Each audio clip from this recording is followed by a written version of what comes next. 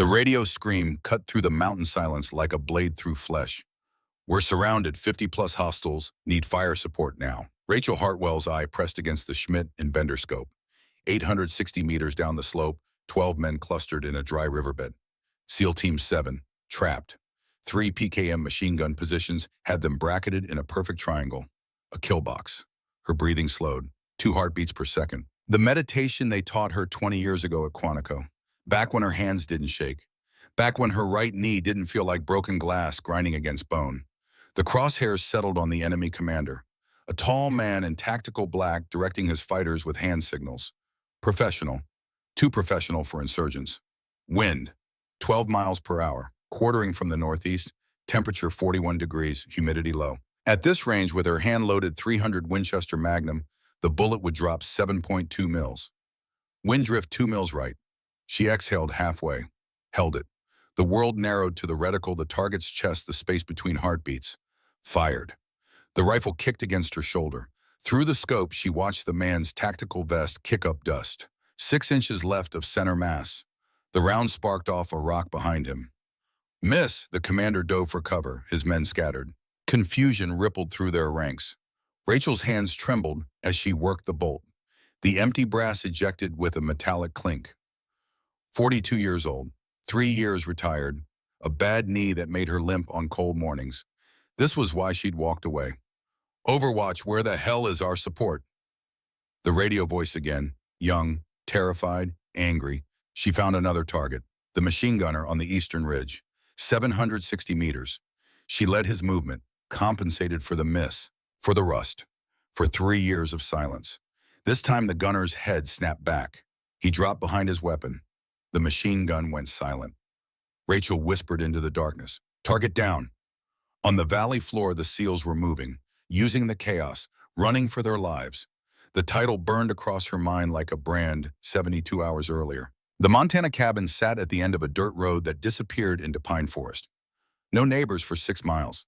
No sound except wind through the trees and the occasional crack of a branch weighted with snow.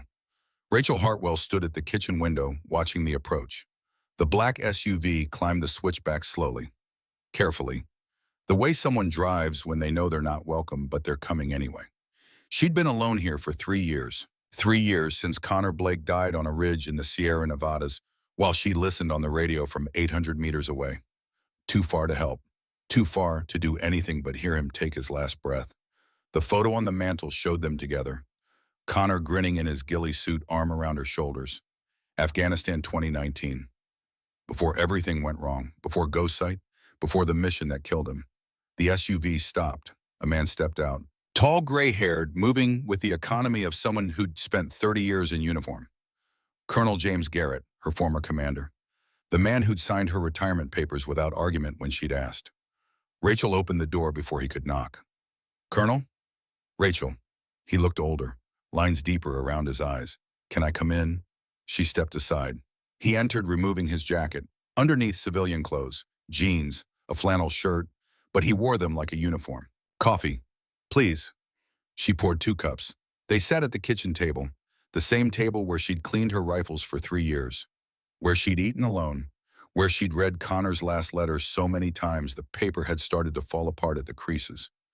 Garrett didn't waste time. "Ghost Sight needs you. One last mission."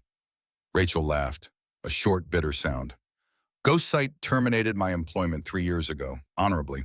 Remember?" "I remember. I also remember why." The kitchen went quiet. Outside, a raven landed on the porch railing, black wings against white snow. "I'm retired, Colonel. Find someone younger, someone whose knee doesn't sound like gravel in a coffee can, someone who can still make a shot under pressure." Garrett reached into his jacket, pulled out a tablet, tapped it awake. "SEAL Team 7, 12 men. Intelligence assessment says they're hitting a weapons cache in the Sierra Nevadas. Routine reconnaissance in force. They go in tomorrow at 0600. He slid the tablet across the table. Rachel looked at the screen.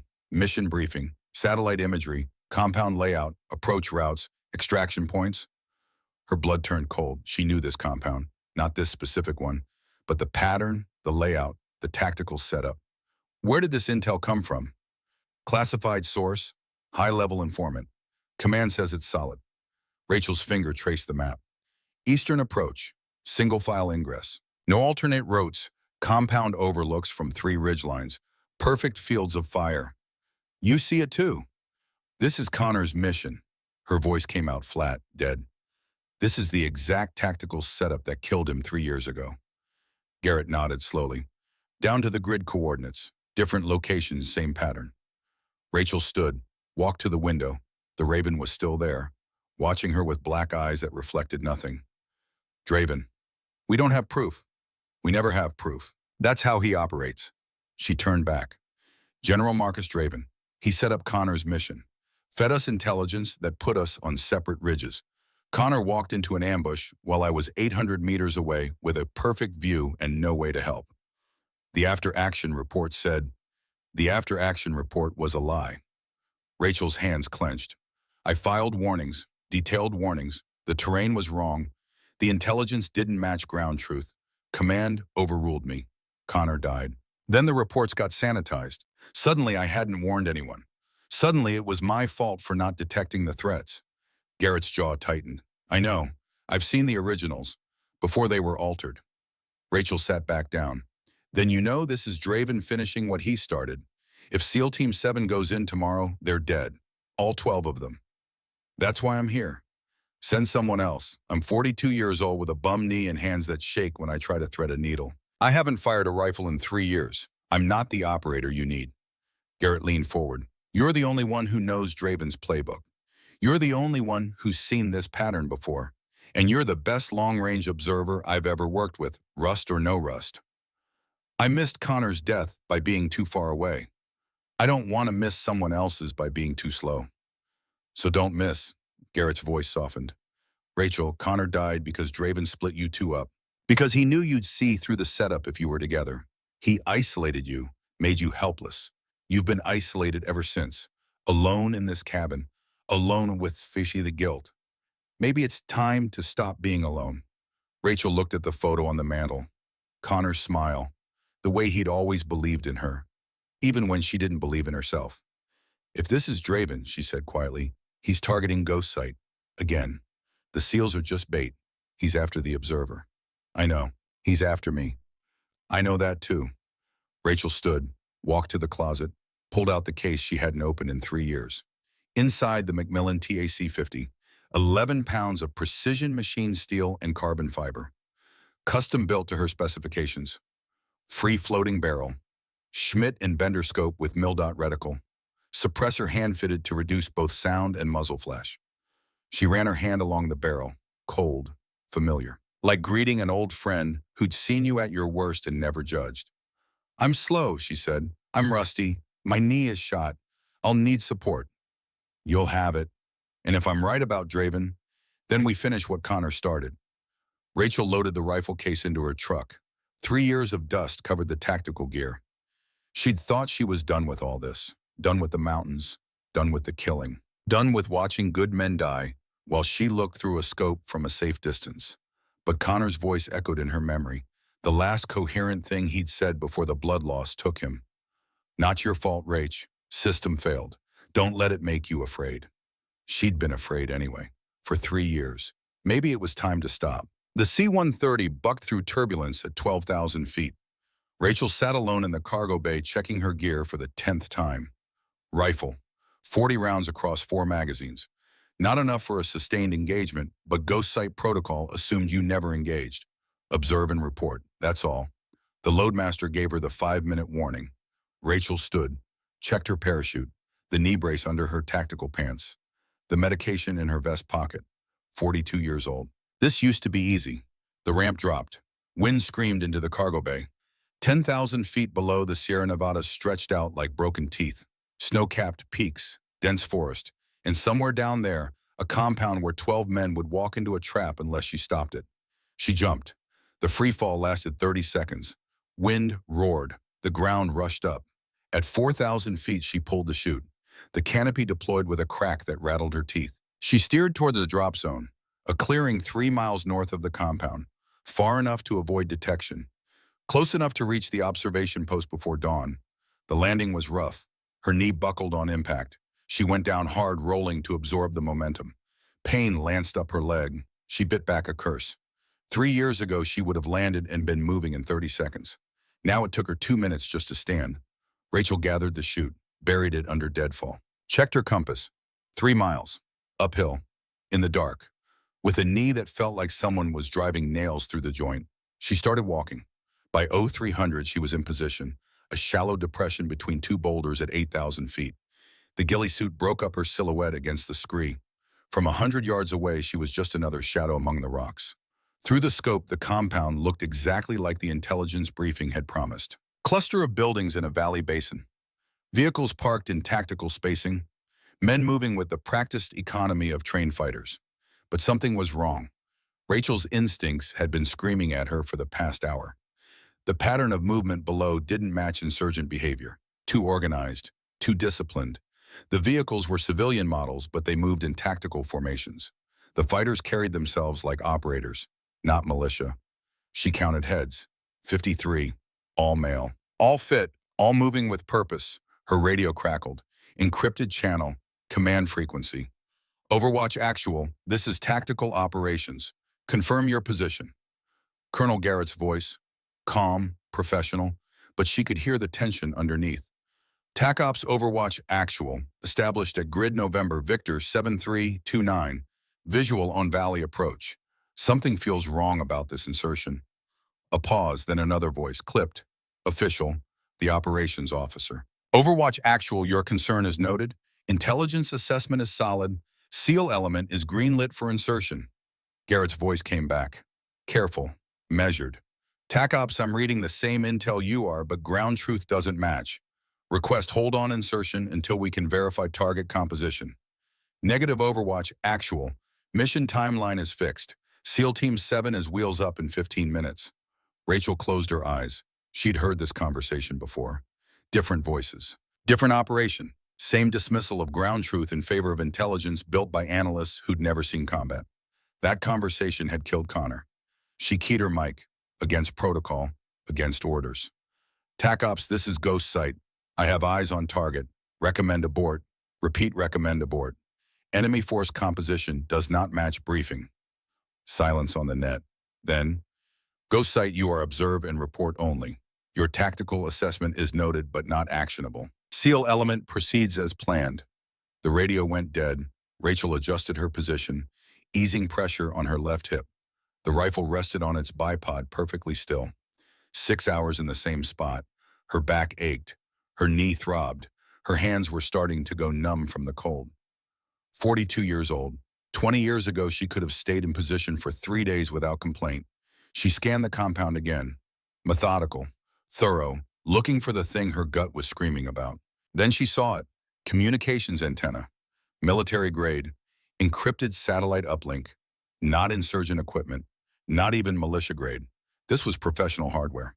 She zoomed in. The men below were carrying HK-416s, American-made rifles, suppressed, night vision mounts on their helmets. Level 4 body armor, not insurgents, contractors. Her radio crackled again. Different frequency this time, not encrypted for Ghost Site. She wasn't supposed to be monitoring it, but she'd learned long ago that rules killed soldiers. The voice was American, Midwest accent, clear, professional. Team 3, this is command. Primary objective is Ghost Site elimination. Secondary objective is SEAL element. Sanitization protocol is in effect. No survivors. Rachel's breath stopped. Ghost Site elimination. They knew she was here. This wasn't a trap for the SEALs. This was a trap for her. The SEALs were just bait. The helicopter came in low and fast. A Black Hawk flying nap of the earth through the valley, using terrain to mask its approach. Rachel watched it through her scope. Oh, 5:47, 13 minutes early. The bird flared hard, touching down for exactly 8 seconds. 12 figures fast roped out. Hit the ground in tactical formation. The helicopter was gone before the last man's boots touched dirt. SEAL Team 7 was on the ground. Rachel watched them move through her scope. Professional, disciplined, beautiful in their coordination. Staggered column, covering sectors, moving with the fluid grace of men who'd trained together for years. They had no idea they were walking into hell. She counted her ammunition again. 32 rounds. 40 rounds would have been better, but she traveled light. Mistake number 1 in a mission that was about to cost lives. The enemy let the SEALs get 100 meters into the valley before springing the trap. The first burst of gunfire came from the eastern ridgeline, PKM machine gun. Russian-made but ubiquitous in conflict zones. The distinctive hammering of 7.62 rounds at 600 rounds per minute. The SEAL team reacted instantly, dropping into cover, returning fire, assessing the threat. Then the western ridge opened up, then the southern ridge. Rachel watched it happen with the detached precision of a sniper's eye. 3 machine gun positions, interlocking fields of fire. The SEALs were caught in a triangle with nowhere to go. They found what cover they could. Rocks, shallow depressions, but the enemy had the high ground in superior numbers. The radio exploded with voices. Contact east, heavy machine gun fire. Contact west, multiple hostiles. We're bracketed, they've got us in a kill box. Hammer 1, this is Hammer 2-1. We need immediate air support. We are surrounded and taking fire from 3 positions. Hammer 2-1, Hammer 1. I copy your traffic, requesting fire mission now. Rachel could see what the men on the ground couldn't. The enemy force was at least 50 fighters, well-armed, well-positioned, moving with tactical precision, tightening the noose. In 10 minutes, maybe less, the SEAL team would be overrun. She had a decision to make. Follow protocol. Observe and report. Let 12 men die while she took notes from a safe distance. Keep her career. Keep her honor. Keep her hands clean. Or break every rule. Reveal her position. Compromise ghost site. End her career. But maybe save 12 lives. Connor's voice echoed in her memory. The last thing he'd said before the blood loss took him. Don't let the system make you afraid to trust yourself. She'd trusted the system when Connor died. She'd followed orders, filed reports, played by the rules. The system had failed. She wouldn't make that mistake again. Rachel's finger moved from the trigger guard to the trigger. Her breathing slowed. Heart rate dropped to 52 beats per minute. The meditation techniques they'd taught her at the schoolhouse in Nevada, the place that didn't officially exist. She found the enemy commander in her scope, the same tall man from before, standing exposed on the eastern ridge, directing his fighters with hand signals. Confident, professional, range 760 meters, wind 12 miles per hour quartering from the northeast, temperature 41 degrees Fahrenheit, humidity low, bullet drop at this range 7.3 mils. Wind drift 2 mils right, but she'd already missed him once. Her hands were shaking, her knee was on fire. 3 years of rust coated every movement. She centered the reticle on his chest, adjusted for wind and elevation.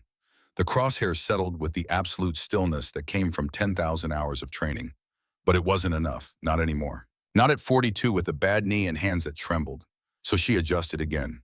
Not for the wind, for herself. For the miss she knew was coming. She aimed 2 inches left of center mass, compensating for the shake she couldn't control. Rachel exhaled halfway, held it. The world narrowed to the scope, the target, the space between heartbeats. She pressed the trigger. The rifle kicked. The suppressor reduced the sound to a sharp crack instead of a thunderous boom. But it still echoed off the valley walls.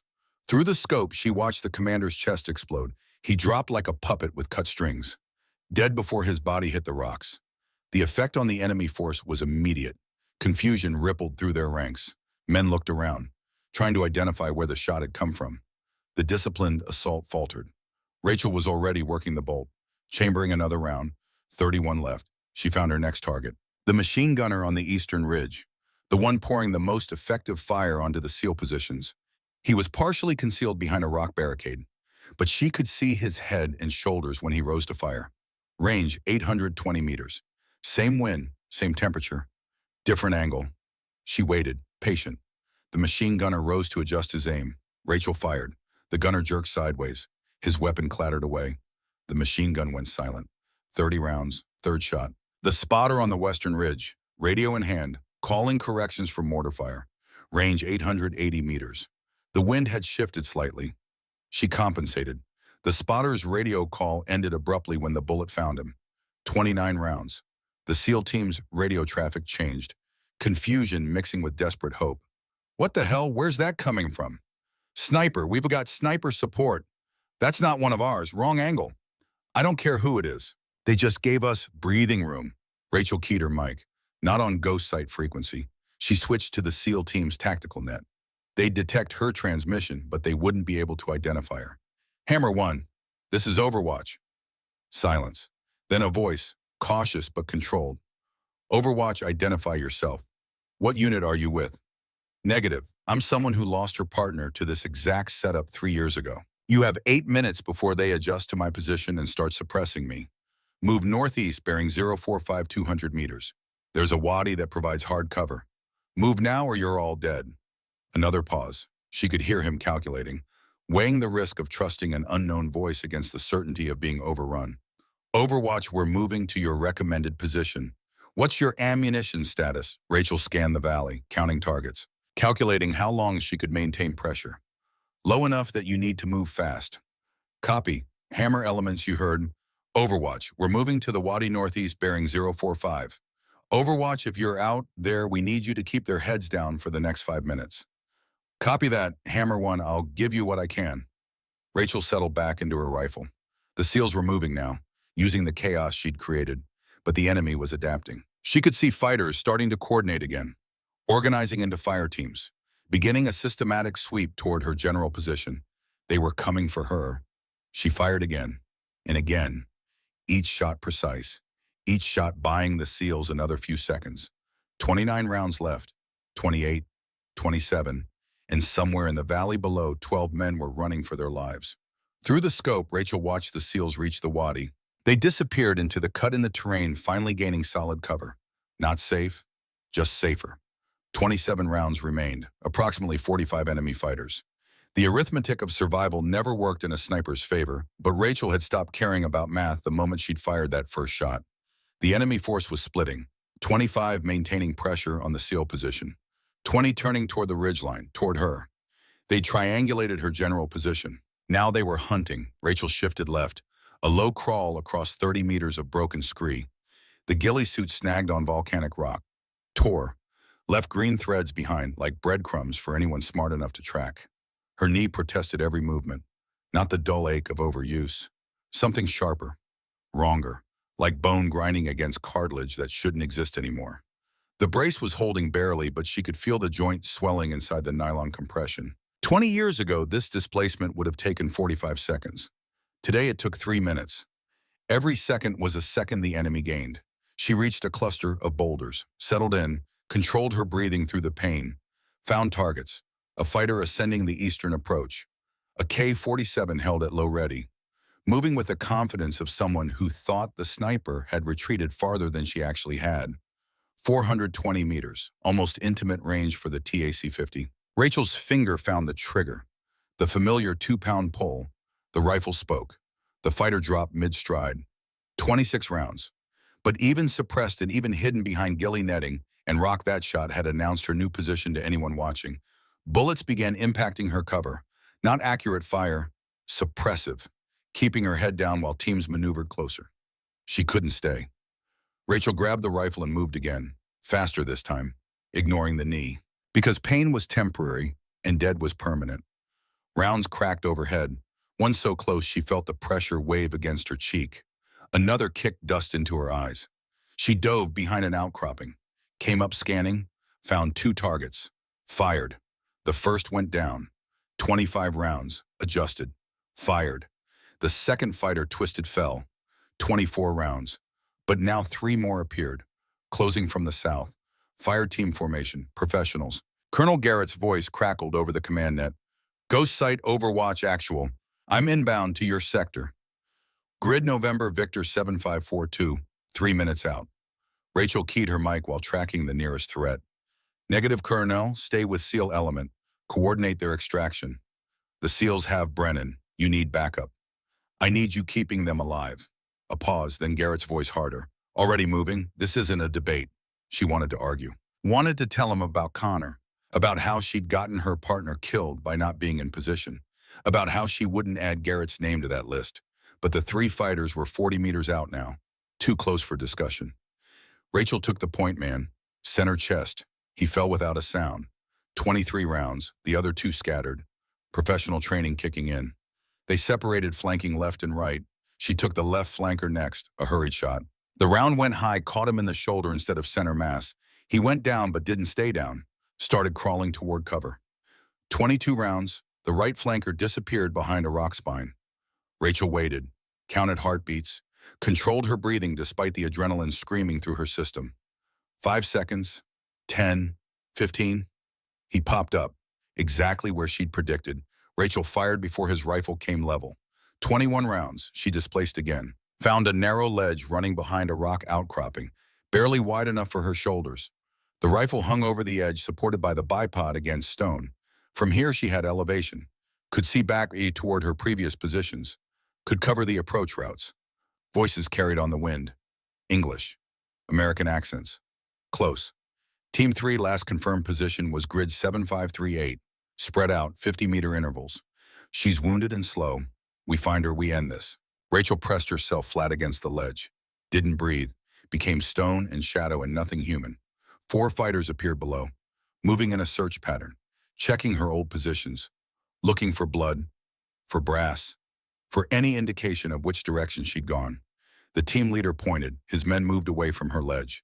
Wrong direction. Rachel exhaled slowly. Let them get 30 meters out. Began calculating her next move.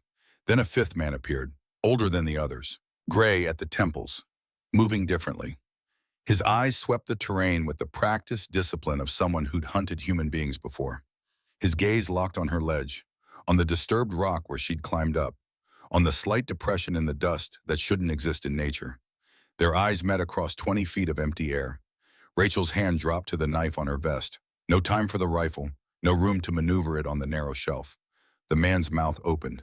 Drawing breath to shout, Rachel launched herself off the ledge. 4 feet down, her weight and momentum drove him backward into rock. The impact expelled all air from his lungs in a sound like a punctured tire. Her knife found his throat before he could draw another breath. The blade was sharp. The cut was deep. Hot arterial blood poured over her hand, over the rocks, over everything. The man's eyes went wide with understanding, then empty with nothing. Rachel rolled off the corpse, grabbed her rifle. The other 4 had heard the impact, were turning back, weapons coming up. She ran, a shambling, limping sprint that would have been laughable if it wasn't keeping her alive. The knee buckled twice. She caught herself on rock, kept moving. Bullets sparked around her feet. One tugged at her ghillie suit, another whined past her ear close enough to leave tinnitus. Rachel dove behind a boulder, came up with the rifle shouldered, found the nearest threat through the scope. Fired. The round went high, adrenaline affecting her fine motor control. 20 rounds. She forced herself to slow, to breathe, to remember 20 years of training that said speed was nothing without accuracy. Found the same target, led his movement by half a body width, squeezed the trigger with the gentle pressure of a lover's touch. He dropped. 19 rounds. The remaining 3 went to ground, started flanking, 1 left, 1 right, 1 staying center to fix her position. Professional tactics. These weren't insurgents. These were operators. Rachel's hand went to her vest. 1 M67 fragmentation grenade, 5-second fuse, casualty radius 5 meters, effective radius 15. She pulled the pin, counted 1 Mississippi, threw toward the right-hand flanker. The grenade arced through mountain air, bounced once, twice, detonated. The concussion rolled across the ridge like thunder compressed into a fist. The flanker's scream cut off with surgical precision. The left flanker broke cover, running, smart enough to recognize when the tactical situation had deteriorated beyond recovery. Rachel tracked him. 800 meters of practice made the lead automatic. Muscle memory older than conscious thought. Fired. He stumbled, went down hard, tried to crawl. Rachel fired again. 17 rounds. The center man was still out there, hiding, waiting for her to show herself. Rachel scanned through the scope, looking for any indication, any movement, any mistake. There, a rifle barrel protruding 3 inches past a rock edge. The fighter thought he was concealed, thought the ghillie suit covering his weapon made him invisible. It would have worked on someone less experienced. Rachel aimed 6 inches behind where the barrel disappeared, where a human body would have to be to hold that weapon at that angle, where center mass should be. Fired through the rock. The .300 Winchester Magnum punched through volcanic stone like it was drywall. On the other side, a man made a sound that wasn't quite a scream. 16 rounds. The ridge went quiet except for wind and the distant crack of Garrett's M40. Rachel slumped against the boulder. Her hands were shaking. Blood from the throat-cut fighter still wet on her knife hand, starting to dry, starting to smell like copper and meat. Her knee was swelling inside the brace. She could feel it. Tight, hot, Wrong. The radio crackled. Garrett's voice, calm despite everything. Ghost site, Overwatch actual. I'm in position. Grid November Victor 7542. I have visual on valley floor in your last known. Rachel keyed her mic, controlled her breathing enough to speak without gasping. Copy actual. Be advised, enemy conducting organized sweep of my sector. 15 to 20 hostiles remaining in the hunting party. Confirmed, seeing movement on eastern approach. 3 fire teams. You need to displace west. Rachel looked west. Steep terrain. Loose scree that would slide under weight. With her knee, she'd cover maybe 50 meters before the joint gave out completely. Negative. I displace west. I lose line of sight on SEAL position. They're still taking fire. Then I'll cover SEALs. You get clear. Colonel, with respect, you've got an M40. Great rifle. Not enough reach for the shots we need. I've got the TA-50. I maintain Overwatch. You provide supporting fire on sweep teams. A pause. She could hear him calculating, weighing tactical necessity against the fact that he outranked her and genuinely didn't want her dead. Copy. I'll engage eastern approach. You maintain Overwatch on SEAL position. But Rachel, when I say displace, you displace. Understood? Understood. She didn't mean it, but sometimes you told people what they needed to hear. Rachel found a new position. Higher, better angle on the wadi where the SEALs were dug in. She could see muzzle flashes, dust kicked up by incoming rounds. The controlled chaos of men fighting for their lives. Through her scope, she found targets. Methodical, professional, one at a time. A fighter with an RPG, setting up for a shot that would collapse the wadi's northern wall onto the SEAL positions. Rachel fired. The RPG gunner's head snapped back. 15 rounds. A spotter with a radio, calling coordinates for mortar fire that hadn't started yet, but would devastate light cover if it did. Rachel fired. The spotter dropped his radio. 14 rounds. A machine gunner trying to set up a PKM in the position she'd cleared earlier, trying to replace the dead with the living. Rachel fired. He joined his predecessor. 13 rounds. To her east, Garrett's M40 cracked. Different sound than her rifle. Sharper crack instead of deep boom. The sound of 7.62 NATO versus 300 Winchester Magnum. An enemy fighter on the eastern approach went down. Then another. 2 snipers. 2 sectors of fire. Coordinated, professional. The way it should work, it still wasn't enough. But maybe it didn't need to be enough. Maybe it just needed to be good enough until extraction arrived. The SEAL frequency crackled. Staff Sergeant Brennan's voice. Tense but controlled. Overwatch Hammer 1. We've got a developing situation. Enemy forces splitting. 20 moving on your position. 15 heading toward Overwatch actual. Remainder preparing to assault our position. They're coordinating for simultaneous action against all 3 elements. Rachel scanned the valley. Brennan was right. She could see the movement, the coordination, the enemy adapting to resistance, accepting casualties to execute combined arms. Copy Hammer 1. Time to extraction. Command says 45 minutes minimum. We need to hold. 45 minutes. Rachel had 13 rounds. Garrett probably had 30. The enemy had numbers and initiative and the patience of professionals. Hammer 1 Overwatch. Tell your men to keep their heads down. It's about to get loud. Copy. Give them hell. Rachel pressed her eye to the scope, found her next target. A fighter moving to enfilade the SEAL position. Let her breathing settle into the rhythm that preceded every shot. Fired. 12 rounds. The enemy kept coming. The SEAL frequency crackled again. Different voice. Younger. Carrying an edge that spoke of stress poorly hidden. Overwatch, identify yourself. What unit are you with? Rachel kept her eye on the scope, tracking another target. An enemy team leader directing his squad with hand signals. Negative? That's not an answer. She fired. The team leader dropped. 11 rounds. Hammer 1, tell your lieutenant to focus on his sector. My identity is irrelevant. A pause, then the young voice again. Different tone. Recognition mixed with something else. Anger, maybe. Or pain. I know that voice. Rachel Hartwell, Connor Blake's partner. Rachel's finger froze on the trigger. She keyed her mic. Affirm. Lieutenant Kyle Maddox. Connor and I went through selection together. We were swim buddies at BUD/S. The name was a fist to the gut. Maddox. Connor had mentioned him. The friend who'd carried him through Hell Week when hypothermia had set in. The brother who'd stood beside him at graduation. Lieutenant, we can discuss history after we survive this. Right now, I need you. Connor died because you weren't on his ridge. The accusation carried 3 years of weight, 800 meters away, too far to help when it mattered. Through the scope, Rachel saw movement. 2 fighters, Eastern Ridge, 640 meters. She fired. The round went wide. 10 rounds, adjusted. Fired again. 1 fighter down, 9 rounds. Lieutenant, I'm aware. Every day for 3 years, I'm aware.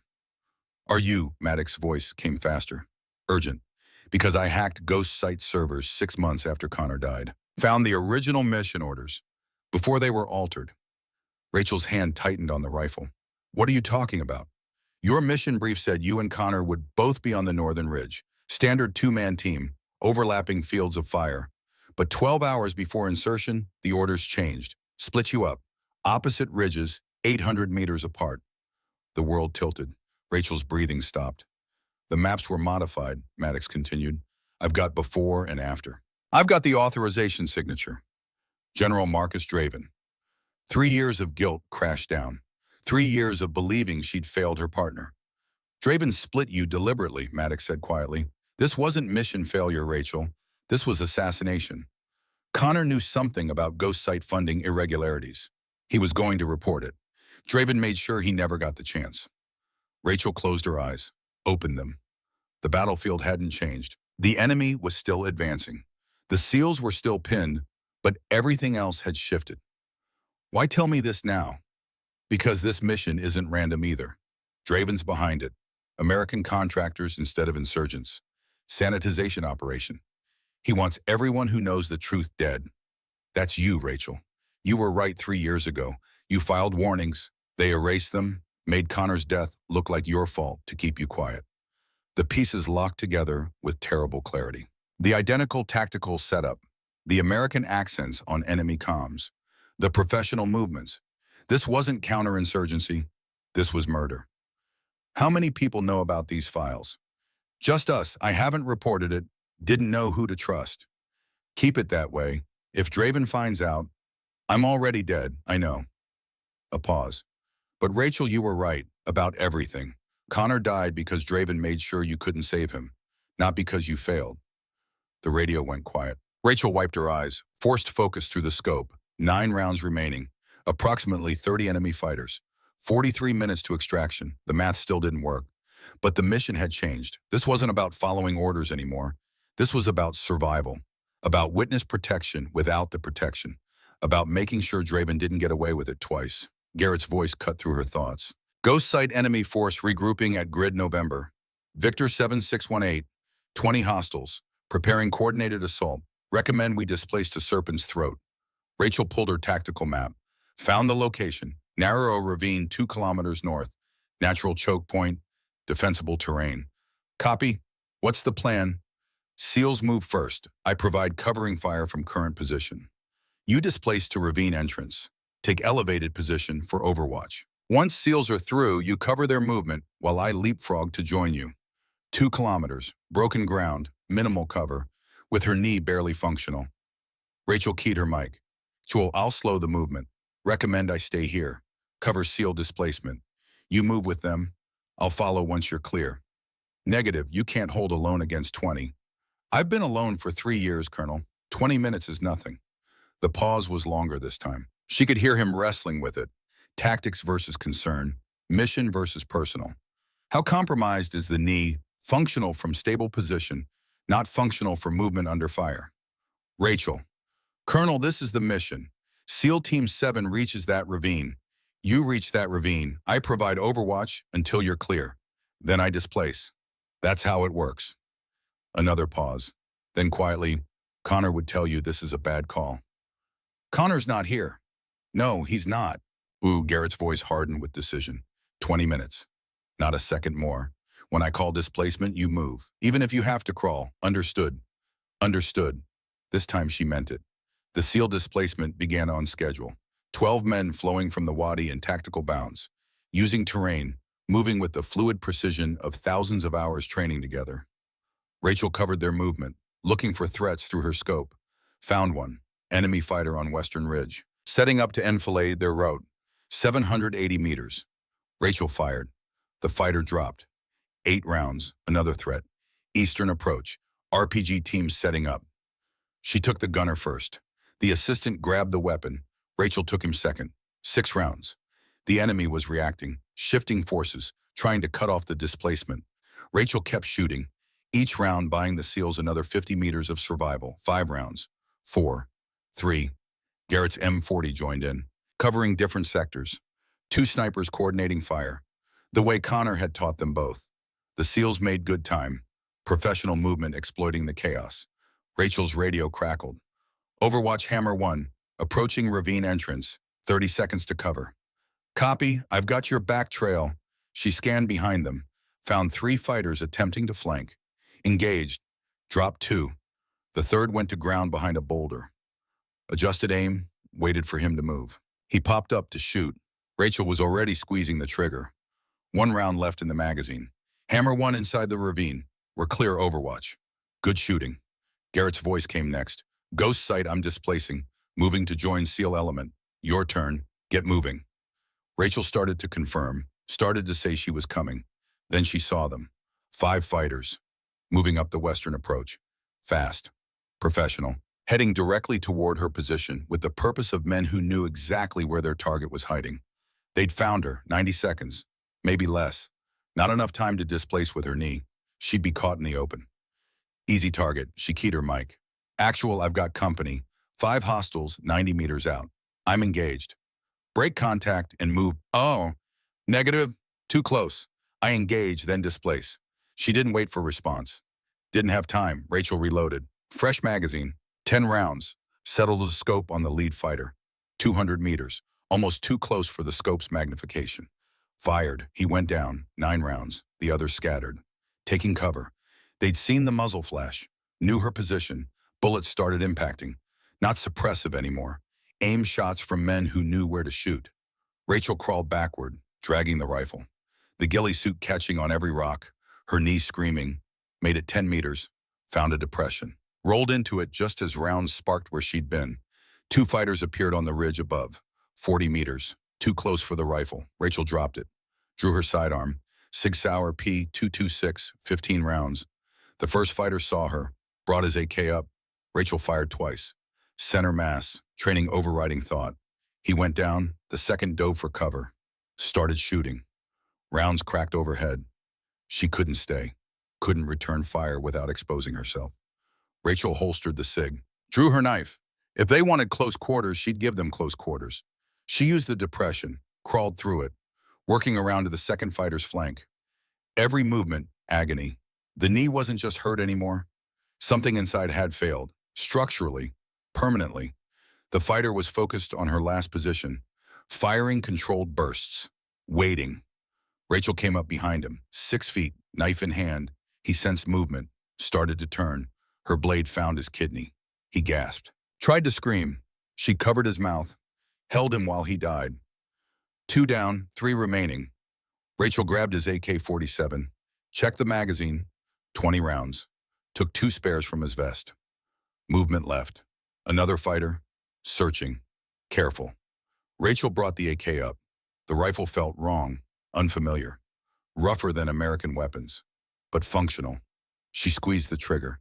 The burst was longer than intended, 5 rounds instead of 3. The fighter went down, 2 left. Rachel crawled back to her rifle, left the AK. The TAC-50 was hers. She knew it, trusted it, made it another 20 meters downslope, toward better cover. Her knee gave out completely, just collapsed. 1 second bearing weight, the next she was on the ground with bone grinding on bone. She tried to stand, couldn't. The joint wouldn't support her, so she crawled. Behind her, the remaining fighters were calling to each other, coordinating. They knew she was hit, knew she was slow. They were hunting wounded prey. Rachel dragged herself behind a boulder, set up the rifle, 1 round in the magazine, 2 more magazines in her vest, 21 total. She'd make her stand here. Through the scope, she saw movement. 1 fighter, moving confidently, thinking she was helpless. Rachel centered the crosshairs, controlled her breathing through the pain. Fired. The fighter dropped. 20 rounds. Rachel worked the bolt, chambered another round. The final fighter was smarter. Stayed in cover. Patient. Minutes passed. Rachel waited, despite the pain, despite the knee, despite everything. Then she saw him, trying to flank. 70 meters. She tracked him, led his movement. Fired. Miss. The round went high, adrenaline and pain affecting her shot. 19 rounds. The fighter went to ground, started returning fire. Accurate, professional. Rounds sparking off her boulder. Rachel ducked, reloaded while covered. Fresh magazine, 10 rounds, 29 total. Came back up. The fighter had displaced. 40 meters now. Closing distance. Rachel found him, forced herself to breathe, to slow, to remember that speed meant nothing without accuracy. Fired. He went down hard, didn't move. The ridge went quiet. Rachel keyed her mic. Actual threats eliminated. Moving to your position. Copy. What's your condition? Ambulatory. The lie tasted like copper. Knees compromised, but I can move. She didn't mention the complete joint failure. Didn't mention she'd be crawling the entire kilometer. Rachel started moving, dragging herself across volcanic rock, the rifle across her back. Every meter a negotiation with pain. 1 kilometer to the ravine. At this pace, 30 minutes. Maybe more. She had 28 rounds. The enemy had at least 20 fighters still mobile. And somewhere ahead in a narrow ravine, 12 SEALs and 1 colonel were waiting for extraction that was still 35 minutes out. The arithmetic still didn't work. But Rachel had stopped caring about arithmetic when she'd fired that first shot. She crawled, and with every meter she thought about Connor, about 3 years of guilt that had never been hers, about Draven's lie, about the system that had broken her. Not anymore. If she died on this mountain, it wouldn't be alone, wouldn't be silent, wouldn't be for nothing. Rachel reached an overlook. Through her scope, she could see the ravine entrance. Garrett in position, SEALs setting defenses. And behind them, moving with tactical precision, 25 fighters preparing to assault. But one figure stood apart, directing the others. Tall, confident, tactical black. Rachel zoomed in. Her breath stopped. She knew that face. Captain Eric Sutton, Connor's former Delta teammate, the man who'd fed them false intelligence 3 years ago, who'd walked away while Connor bled, the man who'd killed her partner. Rachel's hands shook, not from pain, from rage 3 years compressed. She keyed her mic. Actual enemy commander identified, Eric Sutton, Connor's killer. Garrett's response was immediate. Confirmed visual. Confirmed, 820 meters. I'm taking the shot. Rachel, wait. Your position isn't stable. You need... I've waited 3 years, Colonel. She centered the crosshairs on Sutton's chest. The same chest that had worn the same uniform as Connor's. The same man who'd shaken Connor's hand before sending him to die. 820 meters. Wind 14 miles per hour. Temperature dropping. Her damaged knee making the platform unstable. Her hands shaking with emotion instead of cold. Every indicator said wait, said find better position, said control yourself. But Rachel was done waiting, done controlling, done with everything except this one shot. She fired. Through the scope, she watched the bullet kick rock 2 feet left.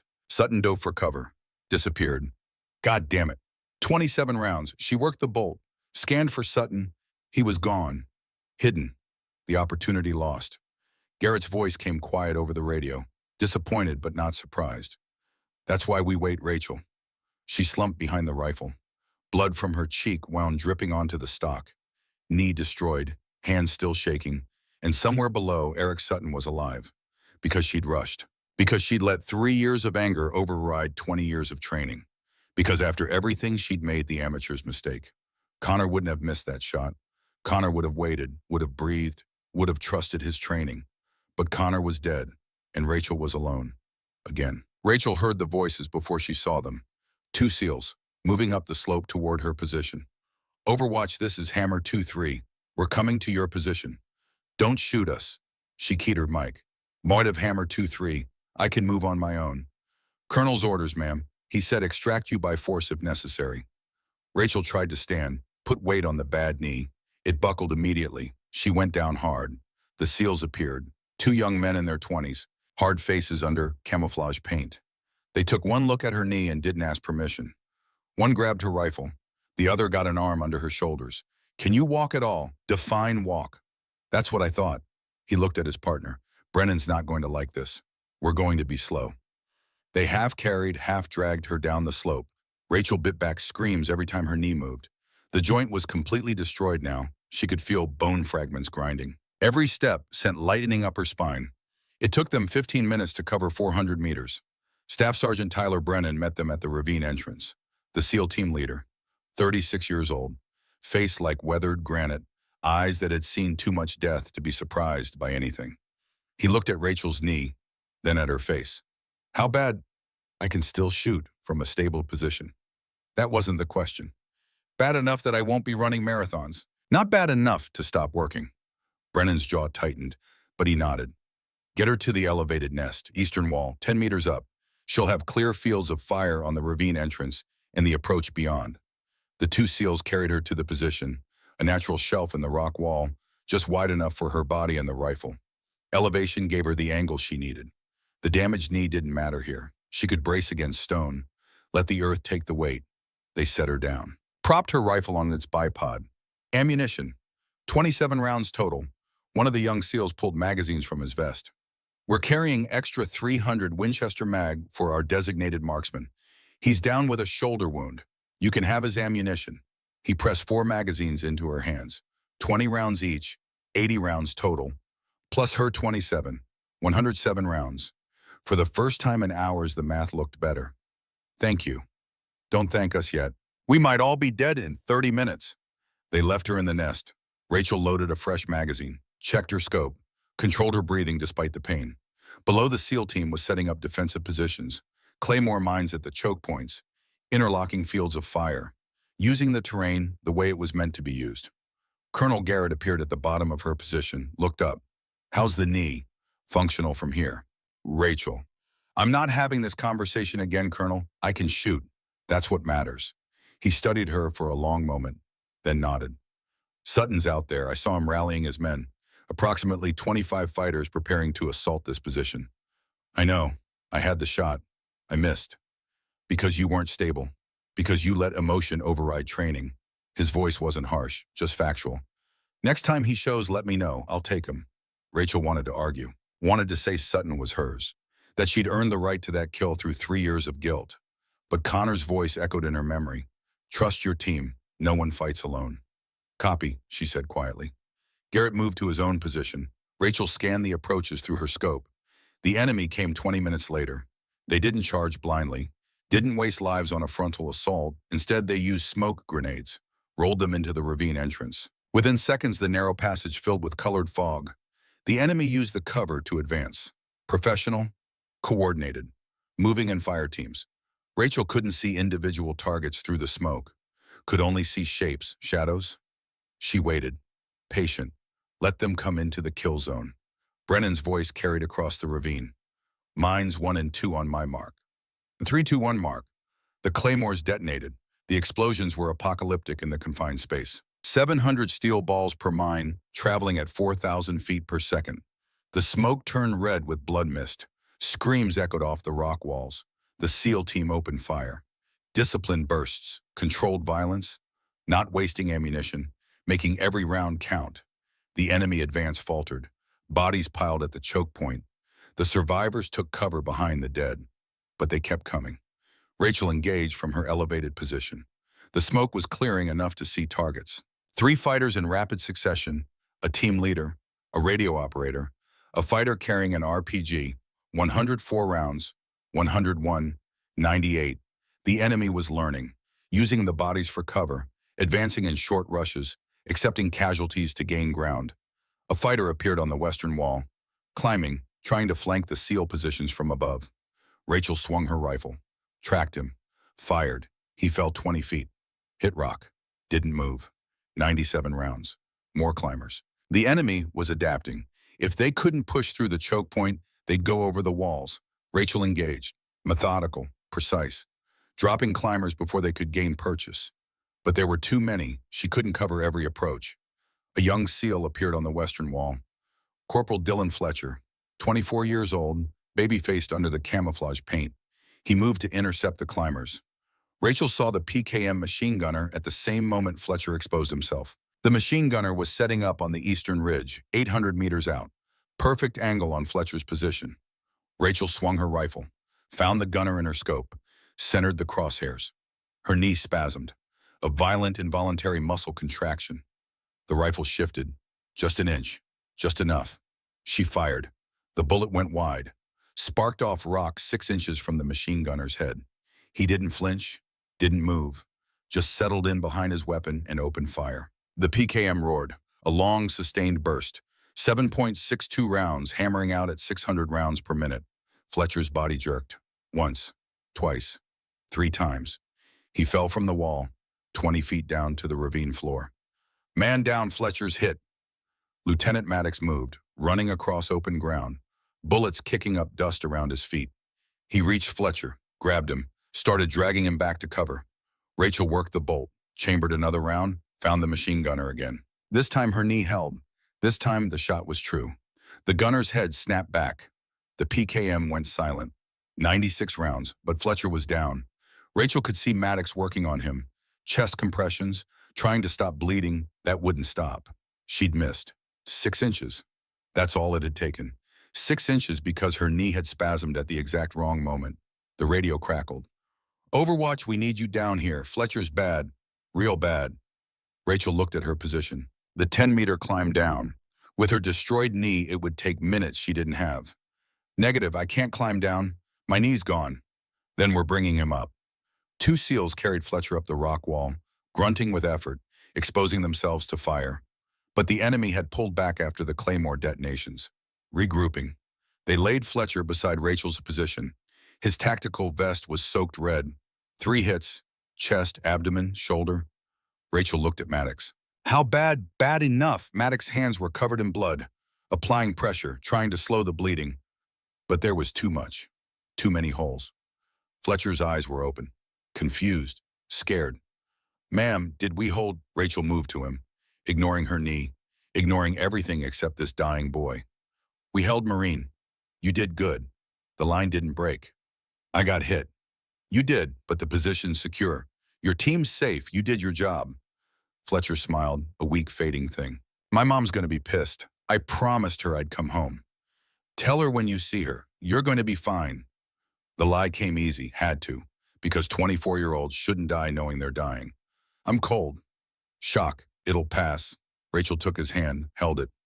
What's your mom's name? Sarah Fletcher, lives in Wyoming. Cheyenne. What does she do? Teacher, 3rd grade. She's really good at it. Kids love her. I bet they do. Tell me about her. What's she like? Fletcher talked. About his mother, about Wyoming, about the ranch where he'd grown up. His voice getting weaker. The pauses between words getting longer. Rachel held his hand, listened, made encouraging sounds, pretended not to notice when his grip weakened. Ma'am, I'm here, Dylan. Did I do okay? You did great, better than great. Your mom would be proud. Tell her I thought about her at the end. I will, I promise.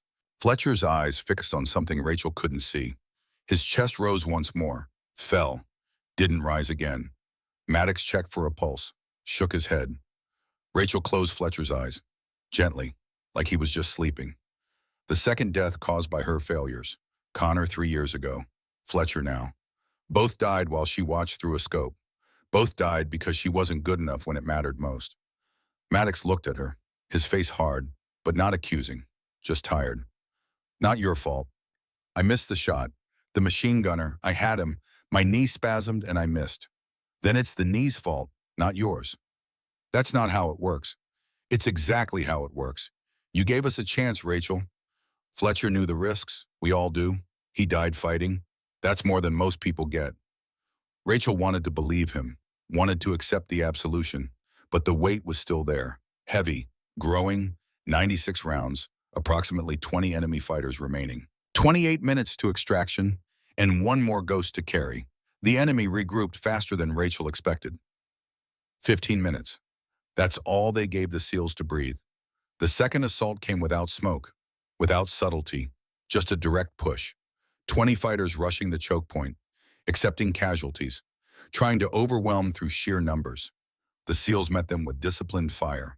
Rachel engaged from above, dropping targets, buying seconds. She fired in controlled bursts now. 2 shots, 3 shots. Displacement. The enemy was too numerous for single precision kills. She needed to create chaos, disrupt their coordination. A fighter with grenades. Down. His explosives detonated when Rachel's round hit them. Took 2 others with him. 93 rounds. A squad leader directing his team. Down. His men scattered without leadership. 92 rounds, an RPG team setting up. She took the gunner. Then the loader who grabbed the weapon. 90 rounds. The enemy was pressing hard. Getting closer, the SEALs were burning ammunition, holding the line but barely. Then Rachel saw Garrett's position taking fire. Heavy fire. A full fire team concentrating on his ridge, suppressing him while another team moved to flank. Garrett's M40 went silent, either out of ammunition or pinned down. Rachel shifted her scope, found the flanking team, 4 fighters moving up Garrett's western approach, 60 meters from his position. She engaged, rapid fire, not waiting for perfect shots, just fast enough to break their advance. 87 rounds, 84, 81. The flanking team scattered, but one kept moving, determined, got within grenade range of Garrett's position. Rachel tracked him, led his sprint, fired. He went down, but the grenade was already in the air. The explosion was small. Fragmentation. But close enough that Rachel heard Garrett's grunt over the radio. Actual status. A pause, then Garrett's voice, strained. I'm hit, shoulder and upper chest, still functional. How bad? Bad enough. I can shoot, but I can't displace. Positions compromised. Rachel scanned the enemy. They'd seen Garrett's position light up from the grenade. Were maneuvering toward it now. 10 fighters at least. She keyed her mic. Brennan Garrett's position is about to be overrun. He's wounded. Can't move. Brennan's response was immediate. Maddox, take 3 men. Extract Overwatch actual. Everyone else suppressive fire on that ridge. The SEALs executed. Professional. Disciplined. Pouring fire onto the enemy, advancing on Garrett, while Maddox's team sprinted across open ground. Rachel covered them, dropping any enemy fighter who exposed themselves. 81 rounds became 75, became 70, became 65. Maddox reached Garrett, got an arm under him, started dragging him back toward the ravine. An enemy fighter appeared on the ridge, a K-47 coming up. Aiming at Maddox, Rachel fired. The fighter dropped. 64 rounds. Another fighter, same ridge. Rachel fired. Miss, adjusted, fired again. 62 rounds. Maddox got Garrett into the ravine. The team laid him against the wall, applied pressure bandages. 2 wounds, right shoulder, upper left chest, missing the lung but close. Bleeding heavily but not arterial. He'd live, if they could hold long enough for extraction. Rachel's radio crackled. Garrett's voice, weaker but still functional. Ghost sight, I've got movement on the ridge behind the enemy position. Elevated, directing the assault. She swung her scope, found the spot Garrett described.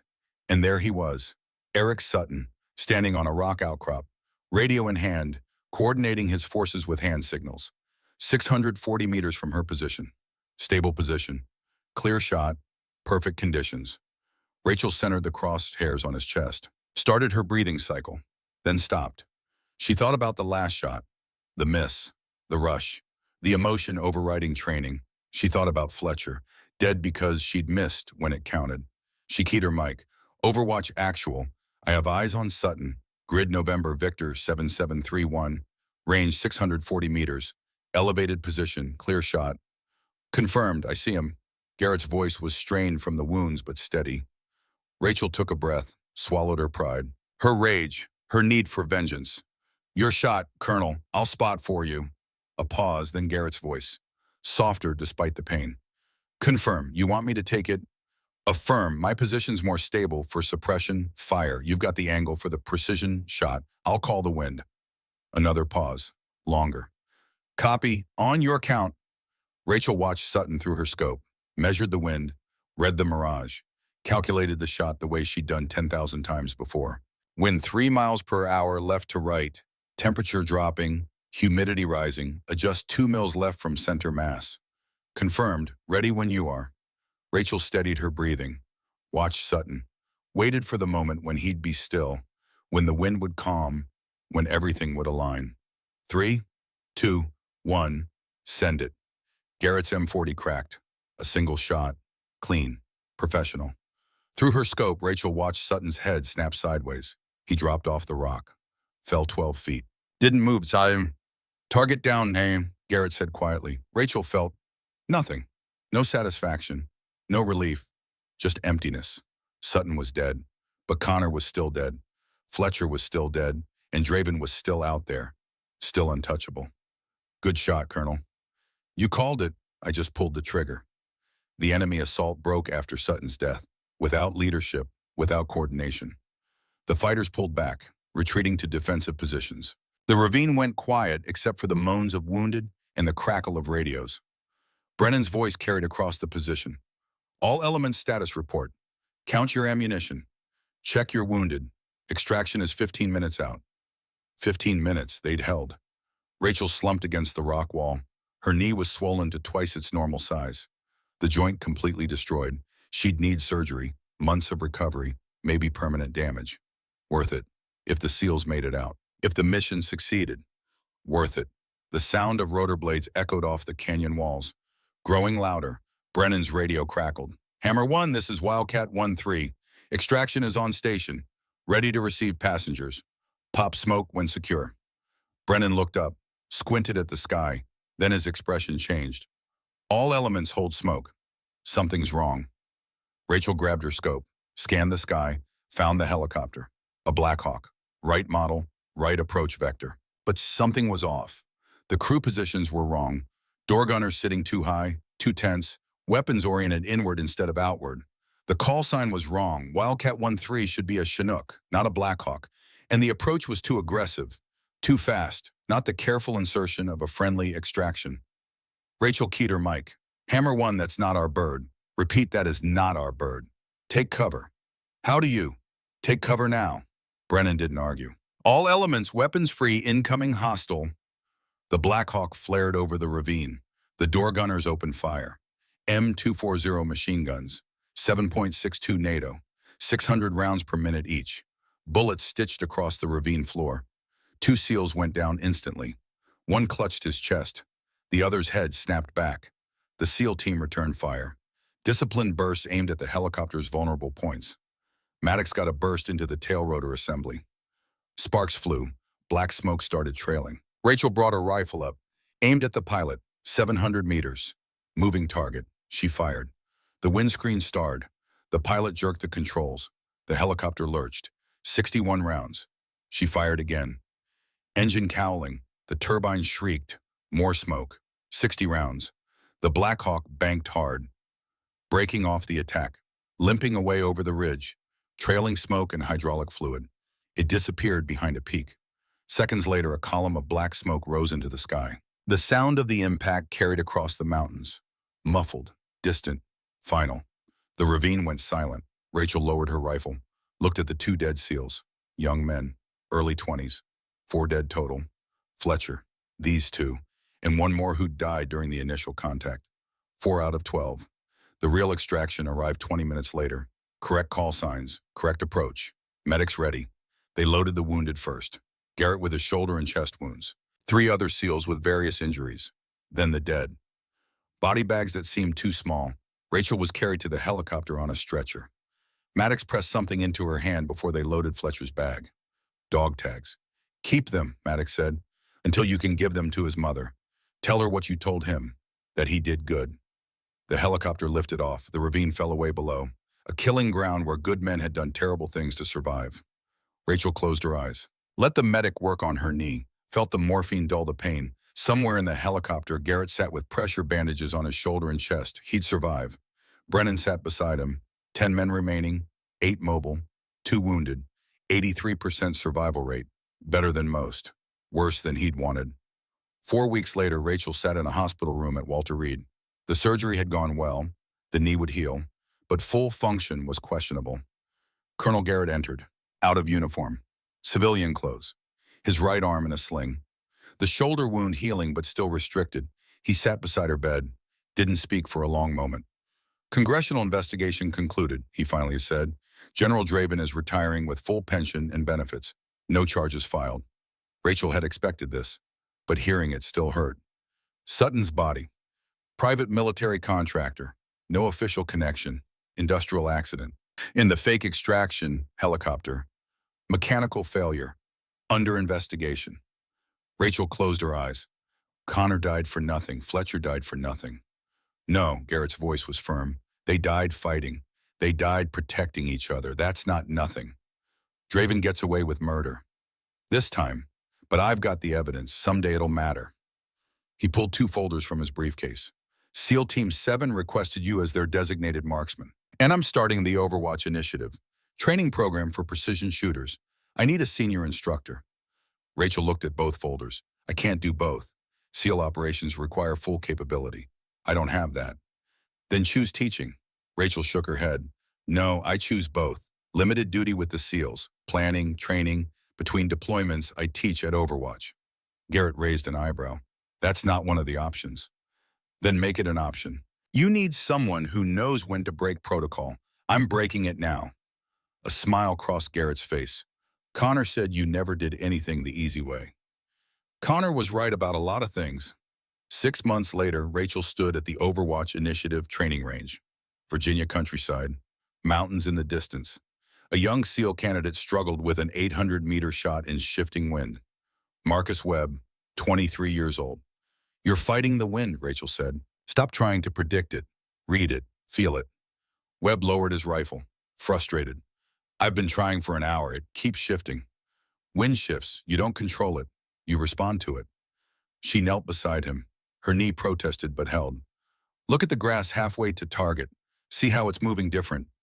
Webb studied the terrain. Yeah, like there's a second wind current. Good. So what does that tell you? That my calculator is wrong. Exactly. Split the difference. Compensate for both. Webb raised his rifle, made adjustments, fired. The bullet flew true, struck center mass. I made the shot. You made the shot. Now do it again until your body knows without thinking. Webb gathered his equipment, headed for the barracks. Footsteps approached. Garrett, moving with a slight limp now. The shoulder healed but restricted. He's improving, Garrett said. He's impatient. So are you. Impatience becomes ambition if you channel it right. They stood together, watching the sun sink toward the mountains. News on Draven, Rachel asked. Retired to Florida, living well. The words hurt, but Rachel had learned to live with hurt. Someday, she said quietly. Someday, Garrett agreed. He pulled out a photograph. A young woman in marine dress blues, sniper rifle across her chest. Staff Sergeant Elena Vasquez, graduated from our first advanced course, top of her class, already deployed. Rachel studied the photo, saw her own determination reflected back. The first. There will be more. That's the legacy, Rachel. Not the shots you make, the shots you teach others to make. After he left, Rachel drove north, to the cemetery where Connor was buried. She stood at his grave, same spot she'd visited every month for 3 years. I killed Sutton, she whispered. Garrett pulled the trigger, but I called the shot. He's dead, Connor. But Draven walks free. The wind rustled through the trees. No answer. Rachel pulled out Fletcher's dog tags. She'd given the originals to Sarah Fletcher, kept copies for herself. I'm teaching now. Like you taught me, it's not redemption. Just purpose, was. She set the dog tags on the headstone. Then she noticed her wedding band, still on her left hand, the ring Connor had put there 8 years ago. She'd worn it so long, she'd stopped noticing. Rachel pulled it off, hung it on the chain with Fletcher's tags, set them both on the headstone. I'm not carrying this anymore. Not the ring, not the guilt. I'm carrying forward, making sure no one else carries what I did. She touched the headstone. Cold granite. I miss you every day, but I can't stay frozen. Can't keep punishing myself for being alive when you're not. The sun was setting, orange and gold across the cemetery. Rachel walked back to her truck, limping. The knee would never be right, but it worked. She had papers to grade, lesson plans to write, young shooters to train, a rotation with the SEAL team in 3 weeks. A future. Not the one she'd planned, but the one she'd earned through blood and pain and loss. Rachel Hartwell had survived. The truck started. She drove away from the cemetery, away from the past. In the rearview mirror, the sun disappeared behind the mountains. But ahead, the road stretched into darkness, lit only by headlights. Unknown, uncertain, exactly where Rachel needed to be. She'd spent 3 years looking back. Connor would have told her to look forward, to trust the road even when she couldn't see what was coming. Fletcher had trusted her in his last moments, had believed her when she said he'd done good. Maybe it was time to believe it herself. The highway stretched ahead. Rachel drove into the night, not toward morning, just toward the next mile, the next day. The next student who needed to learn that sometimes you miss and sometimes you make the shot that matters. Connor had taught her that. Fletcher had reminded her, and Rachel would make sure the next generation learned it too.